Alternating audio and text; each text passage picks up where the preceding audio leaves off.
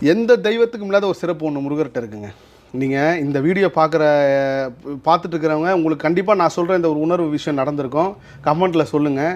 என்னென்னா, நீங்கள் முருக பக்தராக எக்ஸ்ட்ரீம் லெவலுக்கு போயிடுவீங்கல்ல, அப்போ போயிட்டு உங்கள் வாழ்க்கையில் ஒரு சின்ன பிரச்சனை வந்துச்சுன்னு வச்சிங்களேன், ஒரு பஸ்ஸில் போயிட்டுருக்கீங்களோ, இல்லை ஒரு கார்லேயோ, இல்லை ஏதோ ஒரு காட்டுக்குள்ளேயே இருக்கிறேன், இல்லை ஒரு வீட்டில் இருக்கீங்களோ, இந்த மாதிரி இருக்குது முருகா என்ன பண்ணுறேன்னு தெரியலன்றப்போ, உங்களுக்கு ஏதாவது ஒரு இடத்துல ஒரு வண்டிலையோ, வண்டி பின்னாடியோ, இல்லை மயிலோ, இல்லை ஒரு சேவலோ, இல்லை வேலோ, இல்லை யாம் இருக்க பயமேன்ற ஒரு வாசகமோ, இல்லை ஒரு முருகர் படமோ, ஏதாவது ஒரு ரூபத்தில் உங்களுக்கு அது தெரியும். அது என்ன சொல்ல, நான் இருக்கேன், நான் பார்த்துக்கிறேன் அப்படின்னு அந்த உணர்வு வந்து சொல்லும். இது முருக பக்தர்களுக்கு மட்டுமே உணரக்கூடிய விஷயம்.